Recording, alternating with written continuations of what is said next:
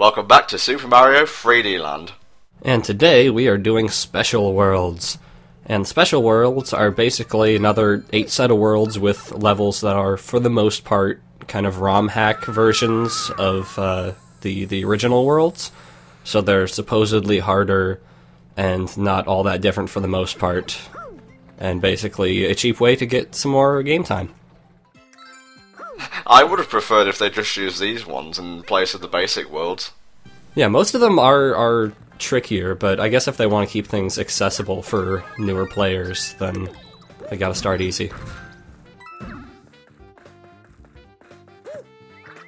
Now you'll notice that we're not starting with like a hacked version of 1-1. They do mix up the order of the worlds, sometimes a little more crazily than others. This is level 2-1 actually. Got a bit of a sunset aesthetic going on here. Right, they will change the aesthetics of a lot of the worlds to make them seem more different than they actually are. I'm gonna be very cynical for all these worlds, just FYI, so... Makes a nice change of pace from just me being cynical, I guess. I never liked how the backflip worked in this game. Yeah, is that the first time you've had to use it, or wanted to use it? I think so, yeah. So basically you just crouch down and you charge up a little power, and then you can jump up. A bit like Super Mario Bros. 2. Oh right, the US version, I guess. Did you get that version in Europe too? Is that what they did? That was the version on Super Mario All-Stars, yeah. Okay. So if you look carefully, you'll see some differences between this and the original level, but I honestly don't know what they are. And that's going to be a trend. More enemies for the most part, I guess. Yeah. You know, we were talking about how 3D Land uses very few original enemies. I think this is one of them. If it turned up in Galaxy, I must have forgotten about it by now. It's not the most impressive of enemies. Yeah, I mean, it makes use of the raccoon tail a lot, so I think that's the base. Oh, we didn't talk about the new style of raccoon tail, did we? No, this is the proper Tanooki suit. It can turn into a statue, and that's about it. Yep, limited invincibility. Personally, I find it works the best when you're on a moving platform, and you got spikes coming towards you, fireballs and other enemies, and sometimes when you just need a breather, you can turn into a statue and boom, there you go. Right, there are specific situations that specifically demand it to an extent, otherwise a regular Tanooki suit will do you fine. Don't expect many cutscenes during this half of the game. They pretty much got it all out of the way in the basic worlds. Alright, we're on a mission to save Luigi, right? And that's about it? To begin with, yeah. I think there's something else that comes up, but not really all that important. Anyway, this level is actually based on 1-2. I've kept track for the first couple worlds about what they're modeling after, not ripping off. What would you call this guy? Cosmic Mario? Shadow Mario? Yes. Cosmic Mario, I think, is the official name. It's a mechanic from Super Mario Galaxy 2, where essentially it follows behind you by about a second, and if you hit it, it damages you. In Galaxy 2, there would have 5 following you at once, but in this game it's limited to 1. That's the 3DS for you versus a Wii. It gets some creative uses later on, but here it's basically introducing you to the mechanic. Yeah. The thing about them is that since they are always about a second behind you, if you're staying in motion forward, no matter what your pace is, they can't catch you. It's when you try to double back and you accidentally hit it, is when it's dangerous. Yeah, they try mixing it up with some difficult platforming to force you to go back, and that's usually where I would take a hit.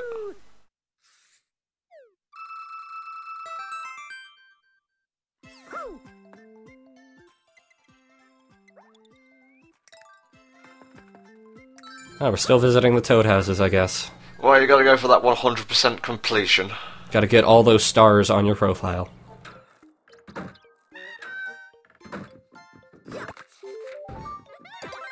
Toad, we've talked about this. Tanooki suit is just much better overall. I guess I'll keep it in reserve. I mean, I can't really think of outside, maybe a torch situation when you would really want a fire flower, as opposed to something else. I think even though I don't really like it per se, I think the boomerang suit works better for combat and whatnot. Now this level, it is sort of based on 2-3, which was the retro 8-bit level, but the platforms are actually all different. They're all enemies now. So it's essentially a new level. Interesting thing about this, if you just take the basic route, you won't get pretty much any of the star coins. So you just want to, when you're in the cannon, like look to your left, look to your right, just make sure there's no platforms that you're missing. Right. Here, most of the time, you'll be navigating from platform to platform via the cannon, so that gives you a little more flexibility. My issue still stands with them being essentially uninteresting platforms with nothing on them. They're very flat. Maybe an enemy or two. They could have done a lot more with the retro stick, I think.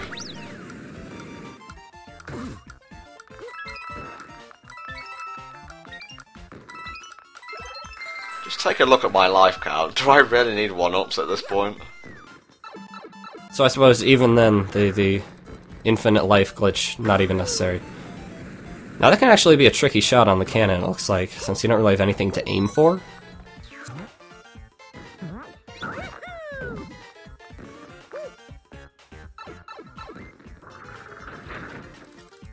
The music's nice, I guess, but I've heard this theme dozens of times before now. It's very familiar. And again, that's a weird criticism to make about Mario, isn't it? That the familiar has somehow become stale and whatnot. I mean, I appreciate that they're keeping it essentially to these 1 or 2 levels, but I'm still sick of it. I wouldn't even say sick, I'm just bored of it at this point. I mean, why even go back and play Mario 1 when you can just do this? Exactly. Now, I take issue with these fireball platforms, because each and every one of them has been absolutely nothing but the star coin and a warpy block. Not even like a giant ball filling up space that you have to avoid. Yeah, you think they'd actually put some fire on there? Yeah, that'd be interesting.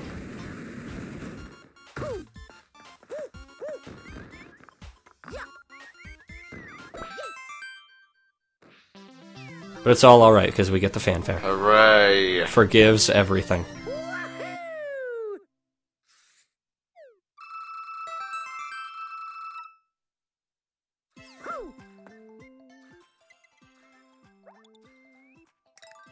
Now up here we have kind of a curveball. The first few levels that we got there were based on World 1 and 2 levels. This is based on level 6-1.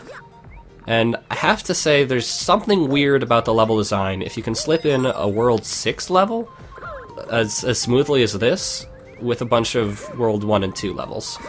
That's a nice change of pace, I guess, and that's what the special worlds are for, basically. They're to test you.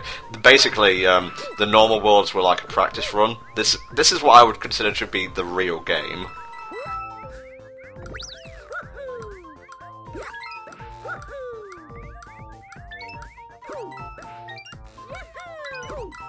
Oh, you gonna make it? You gonna make it? Oh, you made it. Well done. I had to redo a few takes of that because my OCD would not allow me to miss a red coin. I've been there many times.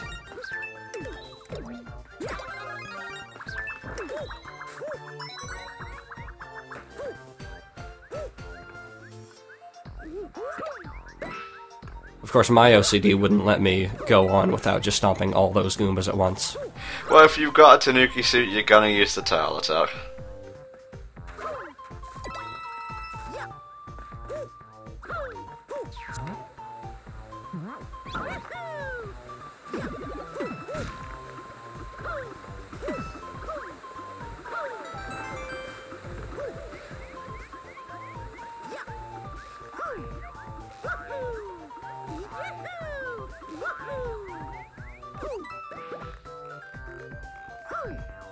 Now, I feel like they kind of reset the difficulty curve a bit after World 8, because this is definitely not, like, World 9 or whatever difficulty material. I know, it's like post-game, and it feels like we've just reset the game in general. I mean, like I was saying, this is a World 6 level, and it's easy enough to go along with the World 1 and 2 ones. I'm fine with I guess I can come to terms with the fact that the basic game is somewhat easy. If the world's after, kick your ass. This one, not even breaking a sweat, to be honest. Yeah. I mean, I definitely got my ass kicked maybe in Special World 8, but past that...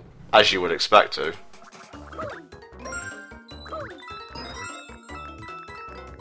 They could, like, get creative with these maybe for the Special World. I don't know. Well, I think they kind of have to make these as basic as possible, because, you know, if you're sending them out via Street Pass, people of, like, all ages will be getting them, so you have to keep, like, a somewhat narrow or straightforward difficulty curve. If they're skilled enough to beat Bowser World 8 before, then I feel like they can handle more than a single Goomba in a box. What about a Goomba with a machine gun? That would be hardcore, and I would love it. Hooray! The best Mario character. Now, here's a mechanic that they love to pull out for the Special Worlds, is rushing through a level with a severe time limit, and then collecting little stopwatches to get a little more time. I quite enjoy these, to be honest. Yeah, I mean, it's a mechanic that they use over and over, but I don't get sick of it, because it is a challenge pretty much every time. Because when you combine collecting with speedrunning, then it forces you to think on your feet, and I enjoy that in Mario games. Right, how much is worth wasting time and, like, killing these things? How much is worth running around grabbing something you missed? And it should be noted that the timer moves faster than real time, so grabbing a stopwatch gives you less than 10 seconds, despite the numerical value.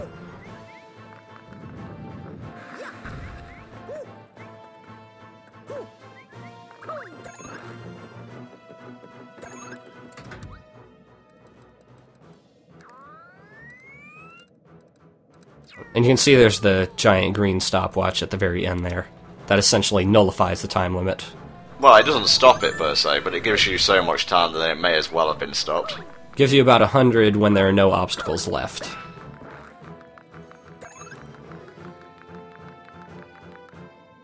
Now, hello there, that's Dry Bowser. A character that they love to keep bringing back, and I don't know why, because... Because he looks frickin' badass is why. I guess. Which game did he first appear in? He first appeared in New Super Mario Bros. For the DS, and then he appears in, like, every spin-off and does the typical Mario thing. Yeah, I specifically remember him from the Wii Mario Kart. I mean, I'm okay with it, because look at him, he's frickin' cool as hell, but... Design-wise, he's cool. He's actually a bit trickier than regular Bowser, because I believe his fireballs actually move faster overall. Yeah, that would be a reasonable assumption. I think they are differently colored to indicate that. One thing I've noticed about Dry Bowser, if all of his skin has burned off, why hasn't his hair followed suit? Because his hair is made of fire. Because he'd look weird as shit without hair. The character model would be really off. That's true. It might be just, you know, a wig. Possibly. Bowser's very concerned with his image. Even in death he has his dignity. And there you go. World S1 done.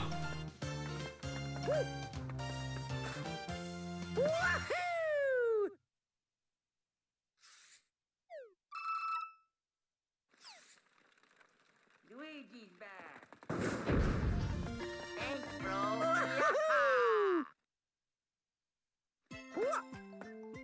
That's pretty fun for the most part. Hopefully S2 gives us a bit more of a challenge. Yeah, we'll see. See you all next time in the Super Mario 3D Land playthrough. See you then. See ya.